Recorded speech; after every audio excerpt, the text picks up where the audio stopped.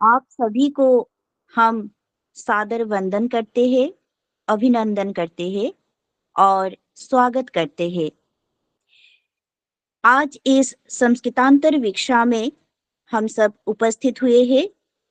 हमारे यहाँ पर आदरणीय सर्वमान्य जो सम्मानित अतिथि है, उनके श्री मुखारविंद से हम अपने प्रश्न को शमन करते हुए यहाँ पर उपस्थित हुए हैं। अतः सर्वप्रथम इस शुभ कार्यक्रम को संसाधित करने हेतु मंगलाचरण के द्वारा शुभारंभ करने हेतु मैं आदरणीय पदस्थगण में से यहाँ पर उपस्थित जो है श्रीमती शैलजा ठाकुर जी, आपको मैं निवेदन करती हूँ, कृपया मंगलाचरण विधि को यहाँ पर संपन्न करें। ओम नमो नमः। सभी को मेरा प्रणाम। या कुंदेन्दु तुषार हार धवला, या शुभ्रवस्त्रावृता, या वीणा वरदण्ड मण्डितकरा, या श्वेत पद्मासना, या ब्रह्माच्युत शंकर प्रभृतिभिर्देवैः सदा वन्दिता, सा मां पातु सरस्वती भगवती निःशेषजाड्यापा।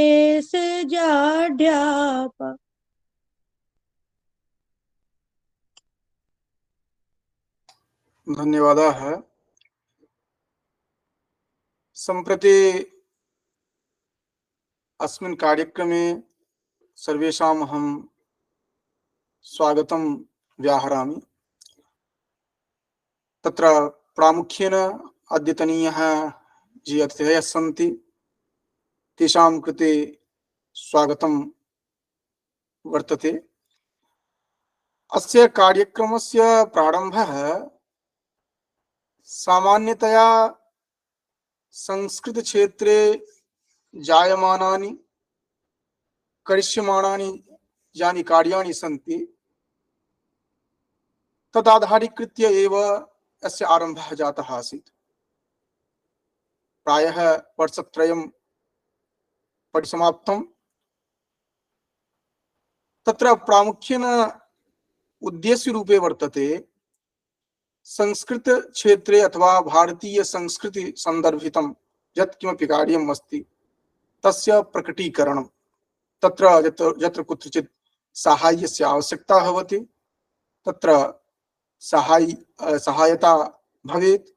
एवमेव अन्ये ये केचन प्रकल्पाः सन्ति तेषां सोपस्थापनं भवेत् इति धिया एव अयं प्रयासः वर्तते। अयं प्रयासः जाह्नवी संस्कृत शोधपत्रिका वर्तते तदनुसाङ्गिक रूपे एव वर्तते खलु। अत्र केवलं रिकॉर्डिंग रूम मध्ये केवलम् अत्र ये सदस्याः भवन्ति प्रश्न पृच्छा येषां भवति ते एव भवन्ति, सामान्य जनसमूहः अत्र न भवति। एवं अत्र एका मार्गदर्शिका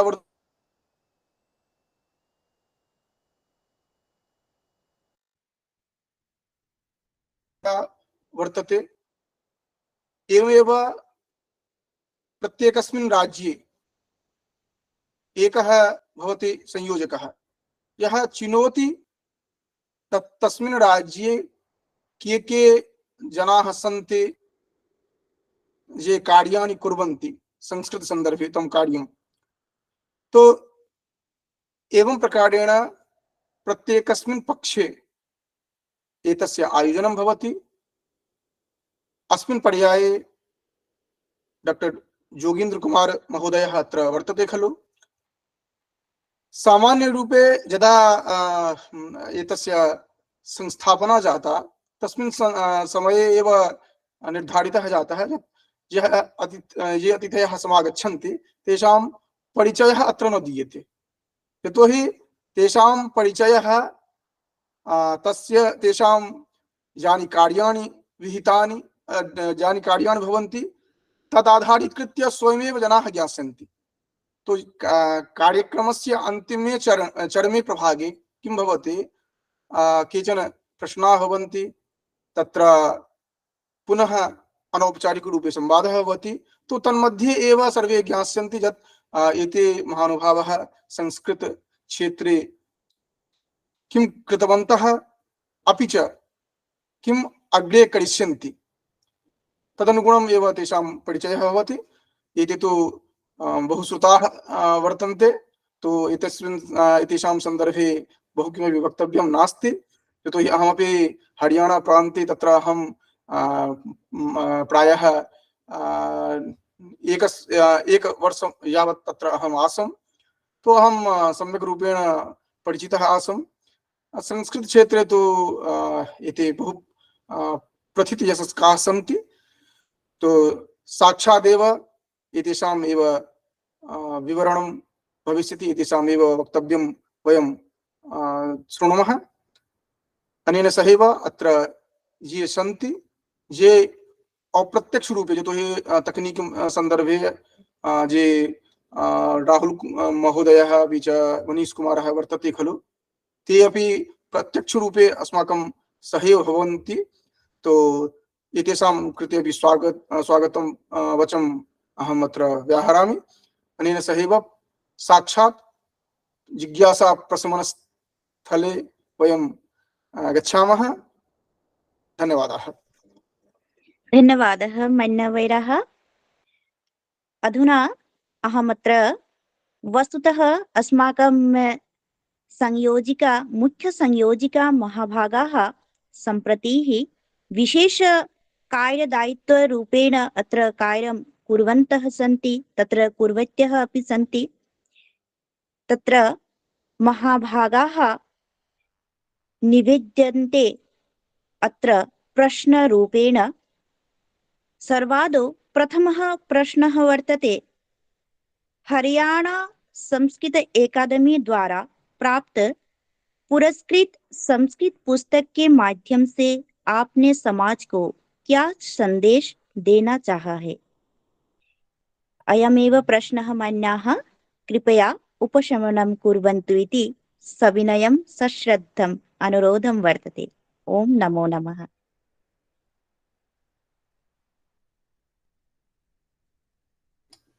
अनम्यूट कुर्वन्तु कृपया।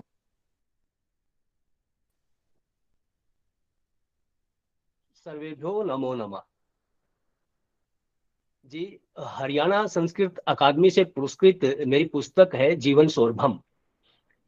इस पुस्तक के माध्यम से जहां स्वार्थपरता, चाटुकारिता, दुर्जन संगति, जातिवाद, भ्रष्टाचार पर तीव्र कटाक्ष है, वहीं दूसरी ओर सत्संगति, कर्तव्य निष्ठा, परोपकार, सदाचार, सेवा भावना आदि सद्गुणों को अपने आचरण में ढालने का संदेश मैंने उस पुस्तक में दिया है। धन्यवाद महोदय जी। अभी दूसरे प्रश्न की ओर हम अग्रसर हो रहे हैं। दूसरा जो प्रश्न यहाँ पर रखा गया है वह है, मम्मटोक्त काव्य यशसे अर्थकृते को दृष्टिगत रखते हुए संस्कृत अध्येताओं के लिए इस क्षेत्र में कितनी संभावनाएं आपको दृष्टिगोचर होती है? जी, काव्यम यस्य अर्थकृते व्यवहार विदेशिवे रक्षते सद्यः पर निर्वर्तये कांता समित तयोपदेश युजे। ये जो कारिका आचार्य मम्मट की है, इसमें 6 प्रयोजन हैं काव्य के। धन लाभ है, यश लाभ है, व्यवहार ज्ञान है, अशुभ का निवारण है, तत्काल परमानंद और कांता के समान उपदेश। ये 6 प्रयोजन आचार्य मम्मट ने बताए हैं। यश लाभ जो है वो महाकवि कालिदास, दंडी, भारवी आदि की तरह तो मिलता है। व्यवहार का ज्ञान भी होता है, अमंगल निवारण भी होता है, परमानंद की प्राप्ति भी होती है और कांता के समान उपदेश प्राप्त होता है। मुझे पूर्णतः ये संभावनाएं संस्कृत अध्येताओं के लिए दृष्टिगोचर होती हैं, किंतु अर्थक्रियते से मैं पूर्ण रूप से सहमत नहीं हूं, क्योंकि ऐसा प्रसिद्ध है कि धावक नामक किसी कवि ने श्री हर्ष के नाम से रत्नावली नाटिका लिखी थी और उसके बदले में अत्यधिक धन अर्जित किया था। तो आज जो संस्कृत के अध्येता हैं उनमें मैं इस प्रकार की संभावना मुझे दृष्टिगोचर नहीं होती कि वो अपना काव्य बेच दे, अपनी जो प्रतिभा है वो बेच दे। हाँ, ये संभावना जरूर है अर्थकृत्य में, वो पुस्तक अगर बिक्री हो जाए तो उससे कुछ अर्थ लाभ हो सकता है, लेकिन वो संभावना भी आजकल में कम मुझे नजर प्रतीत हो रही है, कम नजर आ रही है। जी जी, बहुत बहुत धन्यवाद। बाकी जो 5 जी प्रयोजन है उनमें संभावनाएं आज के संस्कृत अध्येताओं में मुझे नजर आ रही है, इनसे मैं पूर्ण रूप से सहमत हूँ। जी जी, बहुत बहुत धन्यवाद महोदय जी। वस्तुतः काव्य जो है वो स्वतःस्फूर्त भी होता है और कवि भावना जो है उसको बेचा नहीं जा सकता है। जी और जी ये तो एक प्रतिभा है, जिस प्रतिभा को हम अपने स्वकीय जो एक अस्तित्व है उस अस्तित्व को प्रमाणित करने के लिए एक माध्यम है, और इस प्रतिभा को कभी भी बेचना नहीं चाहिए, क्योंकि ये एक जन्मगत उपलब्धि है। और जन्म सिद्धांत से ही अगर देखा जाए तो फिर इसमें भी एक अलौकिकता है, क्योंकि हर किसी को काव्य संरचना जो है वो प्रतिभा हर किसी को नहीं मिलती है। और इसलिए ये एक दिव्य संदेश भी है। इस माध्यम से हम लोग सर्वविदित भी कर सकते हैं कि काव्य को कभी भी बेचना नहीं है। जो अपने में है वो दूसरों में संचार तो कर सकते हैं, परंतु अपना जो है उसको किसी और के नाम पर अगर हम प्रतिष्ठित करें, संभवतः वह एक अशुद्धि होगी और इससे एक अपमानजनक बात भी हो सकती है। तो इसलिए बहुत अच्छी तरह से आपने यहाँ पर उपस्थापन किया है। हमारा जो प्रश्न है पदस्थ गणों का, इसका भी आप आगे आगे संशय जो निवारण है वह करेंगे। इसी कामना के साथ मैं अभी यहाँ पर विराम लेती हूँ और धन्यवाद ज्ञापन करती हूँ। नमस्ते। धन्यवाद। नमस्ते। प्रणाम महोदय। प्रणाम। महोदय, मेरी भी एक जिज्ञासा है। जी लेखन परंपरा में संस्कृत वाङ्मय की किस विधा में आपकी विशेष रुचि रही है? जी शैलजा जी, संस्कृत वाङ्मय में मेरी जी 5 पुस्तकें प्रकाशित हो चुकी हैं। 6वीं जी पुस्तक सर। अभी प्रकाशनाधीन है। इनमें मेरी एक पुस्तक जी बर्बरिकम, ये नाटक विधा में लिखी गई है। बाकी जो 5 पुस्तकें हैं, जो 5वीं आने वाली है, जो 4 पुस्तकें और है इस बर्बरिक से के अतिरिक्त, ये सभी पद्य विधा में है। तो संभवतः है मेरी रुचि निसंदेह पद्य विधा में ही होगी, तो पद्य विधा में मेरी रुचि ज्यादातर है। महोदय, और इसी प्रश्न से रिलेटेड मेरी एक और जिज्ञासा है पद्य से ही। आपकी सर्वाधिक प्रिय स्वरचित कविता में कौन सी सबसे आपको पसंद है, जो हम लोग सभी सुनना चाहते हैं? देखिए शैलजा जी, कोई भी कवि या लेखक अपनी सभी रचनाएं प्रिय मानता है, उसको जी सभी जी रचनाएं सर। प्रिय होती है, क्योंकि वो उस पर मेहनत करता है, तो उसको सभी रचनाएं प्रिय हैं। फिर भी आप पूछ रही हैं, तो मेरी एक रचना है जो सरकार ने भी एक अभियान चला रखा है, बेटी बचाओ बेटी पढ़ाओ। जी उस पर सर। मेरी एक रचना है जिसका शीर्षक है रक्ष कन्याम। वो इंद्र वज्रा छंद में है, तो मैं आपके सामने वो प्रस्तुत करता हूँ।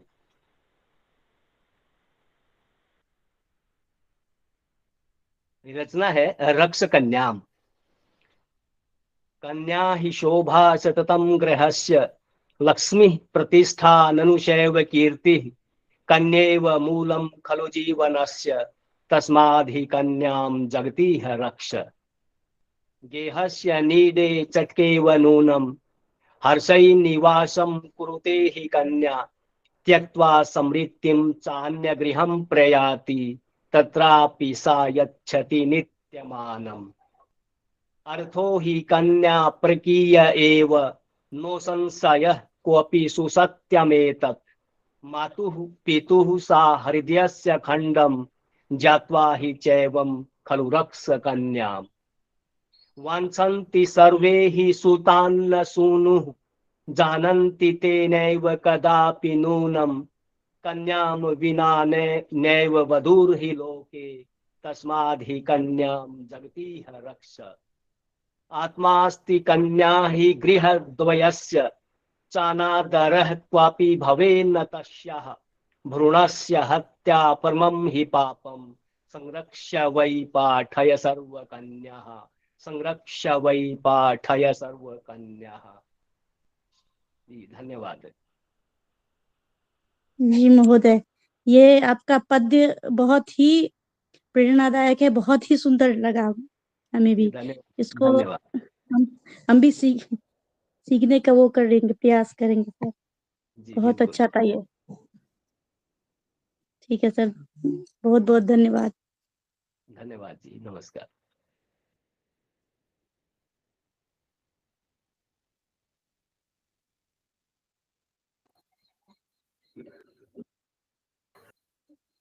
महोदय नमो नमः। मेरा भी एक प्रश्न है जी। इसी क्रम में मैं भी एक आपके सामने एक प्रश्न रखना चाहूंगा। बिल्कुल कि बिल्कुल महोदय जी, आपने कई पुस्तकें लिखी हैं और उनमें संस्कृत तथा हिंदी पुस्तकें भी हैं, तो अब आपकी रचनाओं के बारे में एक संक्षिप्त विवरण कृपया साझा करें। जी पुष्पराज जी, मेरी अब तक 9 पुस्तकें प्रकाशित हो चुकी हैं और जिसमें 5 संस्कृत की पुस्तकें हैं, 4 हिंदी में हैं। मेरी जो प्रथम पुस्तक है उसका नाम है सत्यांशु, वो 2015 में प्रकाशित हुई थी। ये काव्य संग्रह है और ये मैं आपको बता दूं छंद मुक्त कविताएं इसमें हैं। संस्कृत में कविताएं हैं और उन्हीं भावों को लेकर के संस्कृत का हिंदी भाव में भी कविता है। एक पेज पर संस्कृत कविताएं हैं, दूसरे में हिंदी कविताएं हैं उसी भाव को लेकर के। तो ये काव्य संग्रह है। दूसरी मेरी पुस्तक है जीवन सौरभम, जो हरियाणा सरकार संस्कृत अकादमी से पुरस्कृत है। ये भी काव्य संग्रह है, ये छंदबद्ध है। तीसरी पुस्तक मेरी बर्बरिकम नाटक है, जो 2020 में प्रकाशित हुआ। चौथी जो पुस्तक है काव्य भी संग्रह है, वो भी मनोमंजरी, 2022 में ये प्रकाशित हुई है। और 2023 में श्री श्याम स्तुति शतकम, ये 2023 में मेरी पुस्तक प्रकाशित हुई थी। और एक अब बाल साहित्य पर है, बाल गीत गंगा, जो निकट भविष्य में ही प्रकाशित होने वाली है। ये मेरी संस्कृत की पुस्तकें हैं।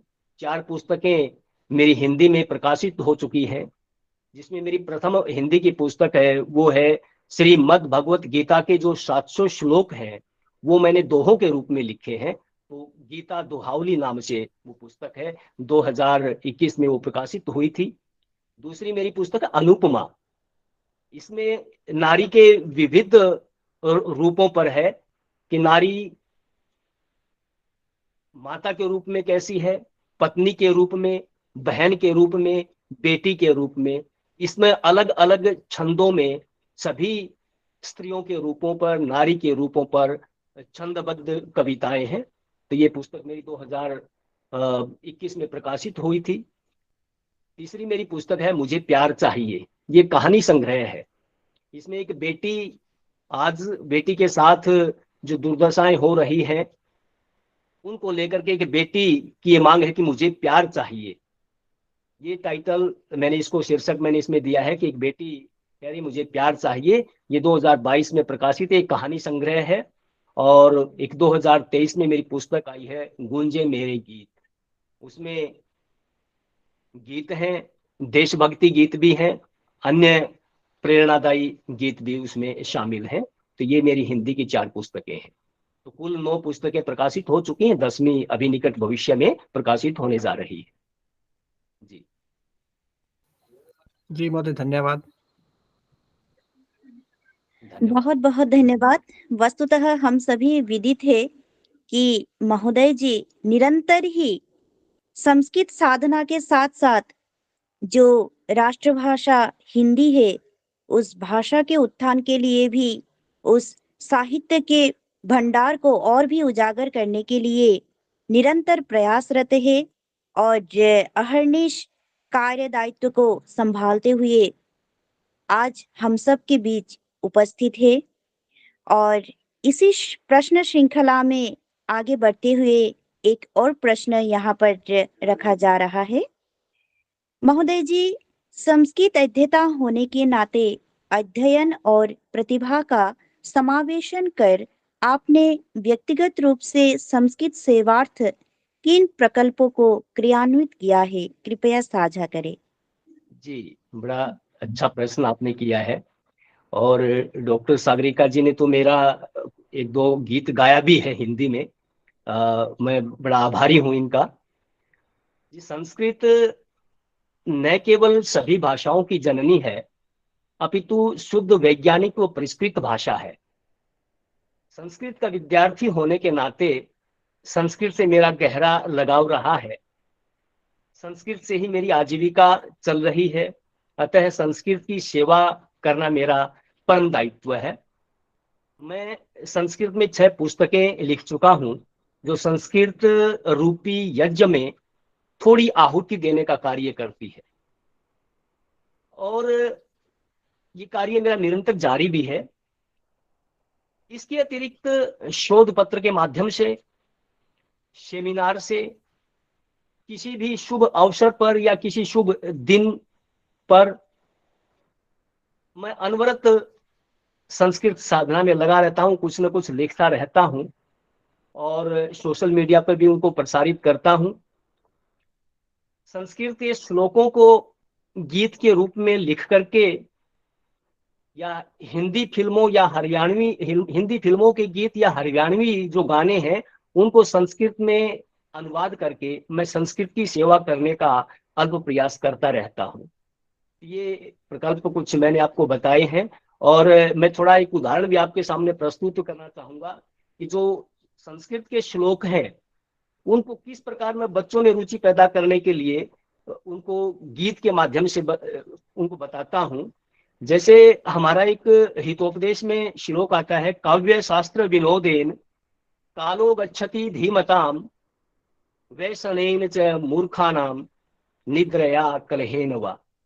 ये श्लोक है। तो इसका हिंदी अर्थ जो मैंने लिखा है, मैं इसमें थोड़ा देख करके बताता हूँ कि ज्ञान हितोपदेश का ले लो, जो शिक्षक बतलाता, नारायण पंडित है लेखक, नीति कथा समझाता।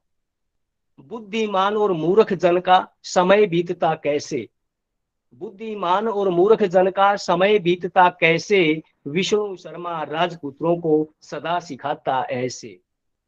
हितकारी उपदेश सुनाता, मन से खूब पढ़ाता, ज्ञान हितोपदेश का ले लो, जो शिक्षक बतलाता। बुद्धिमान समय है बिताते, बस काव्य शास्त्र पढ़कर, मूर्ख वैशन में ही बिताता, समय सोकर झगड़ कर, धर्म कर्म प्रीति नीति की ये शिक्षा बस दे जाता, ज्ञान हितोपदेश का ले लो, जो शिक्षक बतलाता। इस प्रकार के श्लोकों का मैंने गीत में अनुवाद किया है।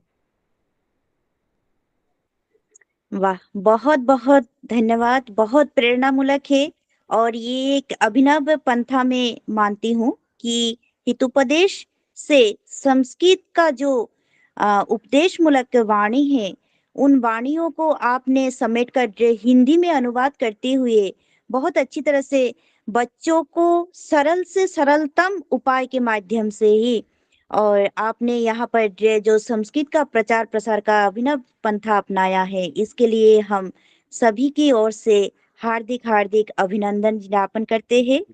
और इसी श्रृंखला को आगे बढ़ाते हुए हम आगे बढ़ते हैं। अगला जो प्रश्न है लेखक की दृष्टि से क्या आप मानते हैं कि वर्तमान लेखन पुरातन लेखन जैसा स्थान नहीं बना पा रहा है? इस विषय पर आप कृपया अभिमत व्यक्त करें। जी डॉक्टर सागरिका जी, इसमें देखिए, कोई भी लेखक या कवि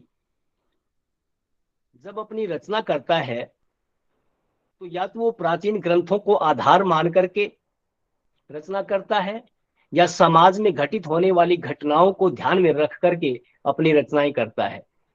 प्रत्येक रचना का एक विशेष काल या अवस्था होती है। आधुनिक काव्य वर्तमान स्थिति के अनुसार लिखे जा रहे हैं और उन पर शोध कार्य भी निरंतर जारी है। संस्कृत जगत में अपनी विशेष वो छाप छोड़ रहे हैं और लगातार शोध कार्य उन पर जारी है।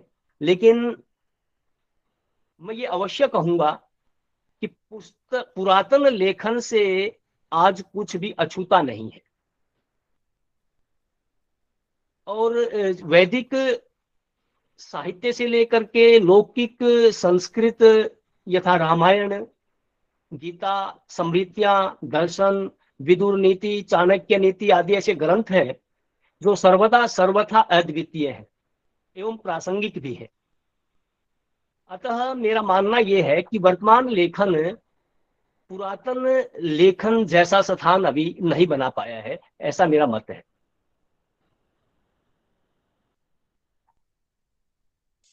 जी जी, बहुत बहुत धन्यवाद।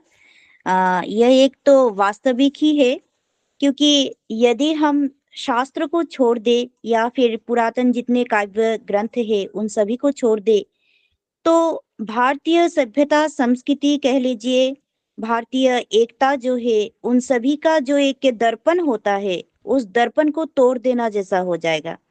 क्योंकि इन्हीं में से ही हम लोगों को प्रतिबिंबित होता है, इस समाज को दिखाई पड़ता है कि किस तरह से भारतीय सभ्यता संस्कृति पहले विराजमान है और आज भी उसी का प्रभाव, उसी का ही प्रचलन यहाँ पर है हमारी सभ्यता संस्कृति में।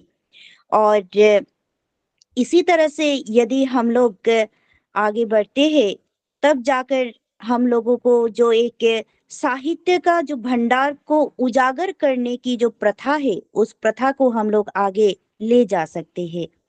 और इसी तरह से आपने जो सत्य वचन यहाँ पर कहा है कि हम लोग अछूत नहीं हैं, जो भी शास्त्र है उन शास्त्र को आधारान्वित करते हुए ही हम लोग आगे बढ़ते हैं। जितने सारे कवि है, धारणा अवधारणा कह लीजिए, सभी तो मूल वही है। वेद, पुराण, उपनिषद, जैसे कि महाभारत एक मूल ग्रंथ के रूप में लेकर आगे चलकर जितने सारे पंडितगण हुए, जितने सारे कवि हुए, संस्कृत के साहित्यकार हुए, उन सभी ने एक स्रोत लेकर ही जल गंगा को स्रोत के रूप में लेते हुए जिस तरह से हम लोग बाकी धाराओं को भी नमन करते हैं, वंदन करते हैं, नदियों को वंदन करते हैं, उसी तरह से हमारे पुराने जितने सारे शास्त्र हैं उन शास्त्रों को धारा के रूप में गंगावत स्वीकार करते हुए बाकी ग्रंथों को, बाकी प्रवर्ती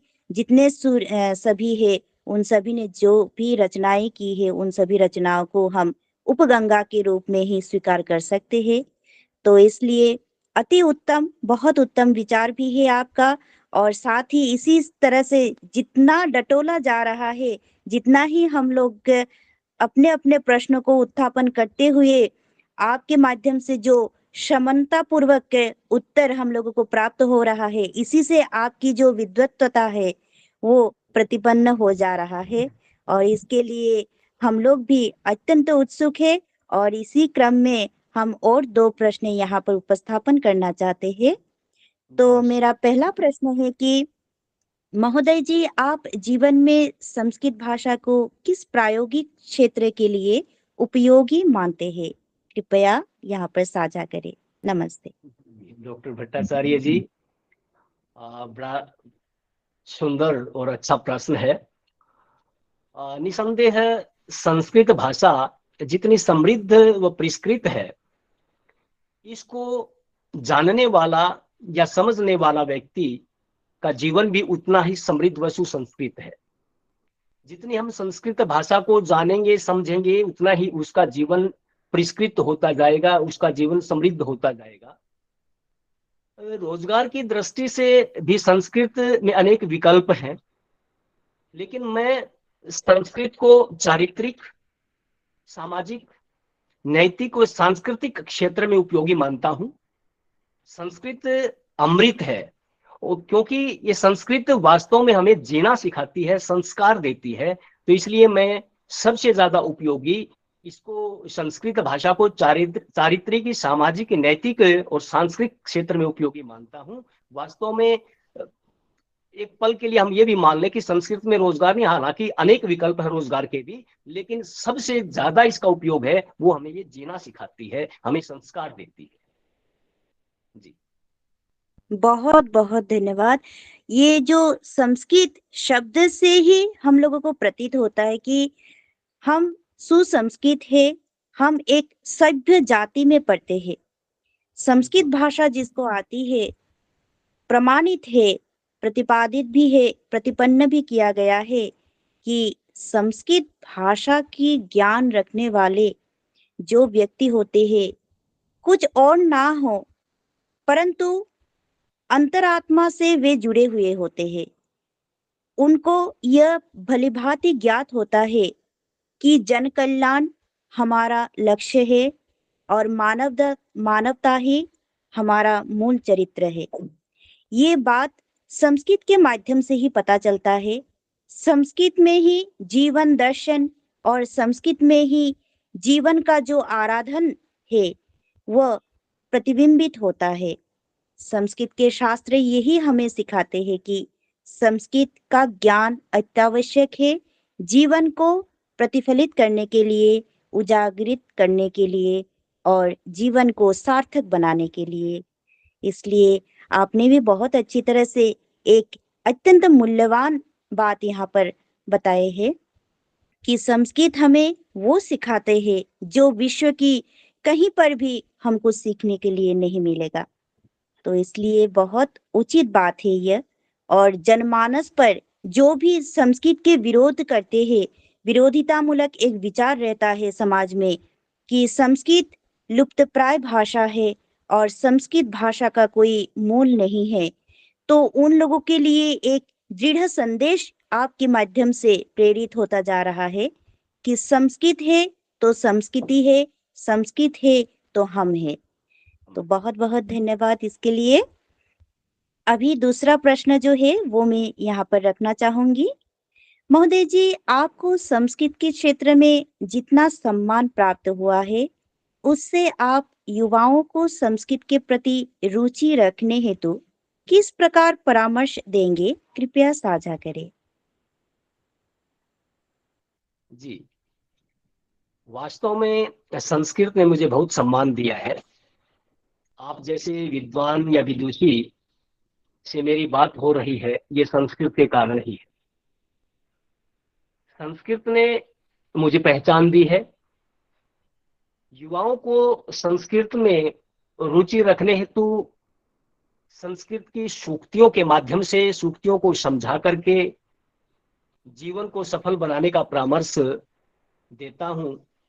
कक्षा में जो युवा आते हैं, कक्षा में युवाओं को अंताक्षरी है, प्रश्नोत्तरी प्रतियोगिता है, अनेक महापुरुषों, वैज्ञानिकों, विद्वानों के उदाहरणों के सामने प्रस्तुत किए जाते हैं।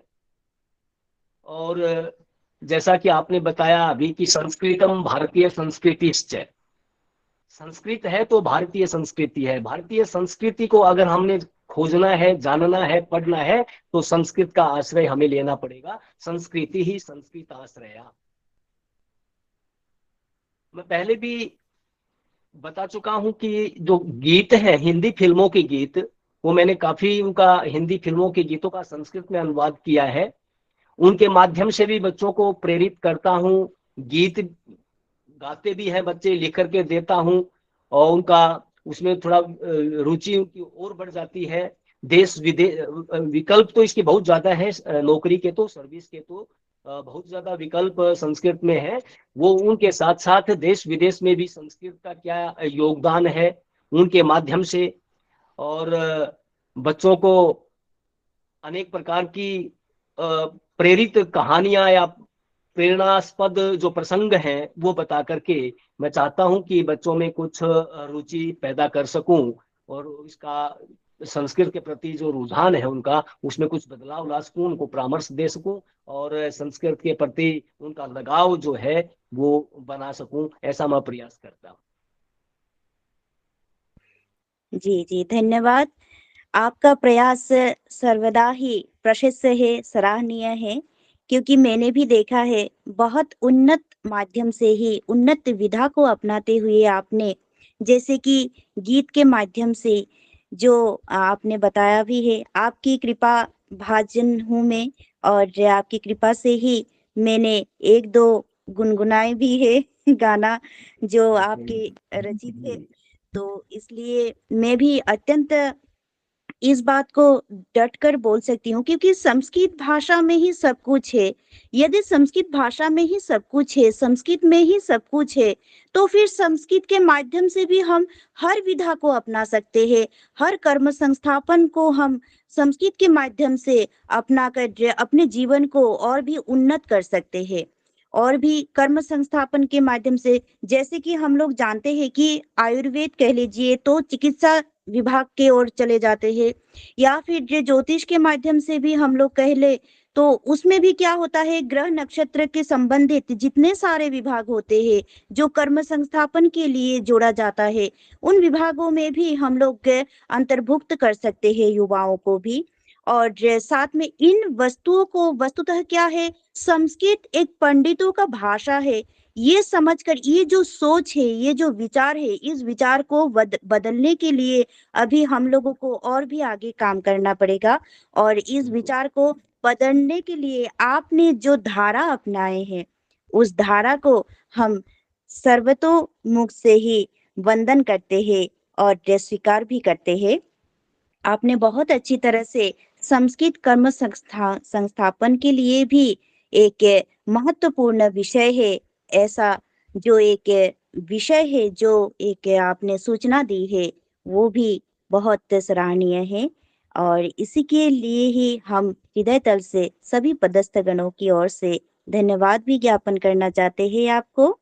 और आगे अभी यहाँ पर, क्योंकि प्रश्न जो है वो निरंतर ही चलता रहता है, प्रश्नों का विशेष रूप से जब विद्वान गण हमारी इस संस्कृतांतर वीक्षा में उपस्थित होते हैं, हम चाहते हैं कि निरंतर ही प्रश्नोत्तर पैराए चलते रहे, और हम प्रश्न करते रहे और विद्वानों से उत्तर प्राप्त करते रहे। परंतु समय का भी एक खेल होता है, समय का भी नियम होता है।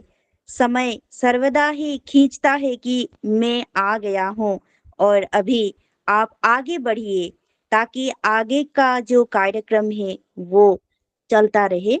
तो इसलिए हम भी समय की पाबंदी को सम्मानित करते हैं, और इसलिए अभी हम धन्यवाद ज्ञापन की ओर चलते हैं। और यहाँ पर धन्यवाद ज्ञापन करने जा रहे हैं पदस्थगण में से एक आदरणीय महोदय जी है, माननीय पुष्पराज शर्मा जी। नमो नमः। नमो नमः। मैं पुनः एक बार उपस्थित हूँ आज के कार्यक्रम में धन्यवाद ज्ञापन करने के लिए। मैं सर्वप्रथम आज की संस्कृत अंतर्भिक्षा में पधारे आदरणीय विद्वान डॉक्टर जोगिंदर कुमार महोदय जी को धन्यवाद करता हूँ, जो आज हमारे कार्यक्रम में आके हमारे प्रश्नों का शमन किया और अपने ज्ञान से हमारा वर्धन किया। इसके लिए उनका मैं हृदय तल से धन्यवाद करता हूँ। और इसी क्रम में इस कार्यक्रम को सुचारू रूप से चलाने के लिए हमारे आदरणीय गुरुजी, जिन्होंने हमें एक क्रम में जोड़ रखा है, और उनका भी मैं धन्यवाद ज्ञापन करता हूँ। डॉक्टर विपिन कुमार झा गुरुजी हमारे, जिनके मार्गदर्शन से ही हमारा ये कार्यक्रम निरंतर आगे आगे चलता रहता है। हमारे कार्यक्रम में जिनका हमें मार्गदर्शन मिलता रहता है, सरिता महोदया जी, आज वो किसी कारण से उपस्थित नहीं है। मैं उनको भी धन्यवाद ज्ञापित करता हूँ। इस कार्यक्रम की मुख्य संयोजिका डॉक्टर दीपिका महोदया जी को भी मैं धन्यवाद ज्ञापित करता हूँ। और हमारे कार्यक्रम में, हमारी श्रृंखला में राज्य से भी बहुत से हमारे साथी हैं। मैं उन सभी को धन्यवाद ज्ञापित करता हूँ। और इस तकनीकी व्यवस्था को सुचारू रूप से बनाए रखने के लिए मैं हमारे तकनीकी यहाँ पे सहयोगी है हमारे हमारे गण के, मैं उनको भी राहुल जी और मनीष महोदय, मैं उनको भी धन्यवाद ज्ञापित करता हूँ। नमो नमः। जी, मैं भी अपनी ओर से आप सभी टीम को हार्दिक धन्यवाद ज्ञापित करता हूं कि आपने मुझे इस योग्य समझा और मेरे को ये मौका दिया। बहुत सुंदर प्रश्न आपने किए। बहुत बहुत धन्यवाद आप सभी का। नमस्ते भाई, सबको मेरा प्रणाम। मैं शांति मंत्र के लिए आई हूँ। मेरा नाम गौरी है।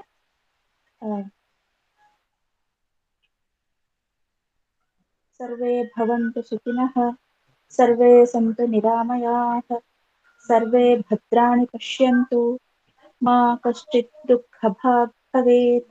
ॐ शान्ति शान्ति शान्ति। कृष्ण आत्मा।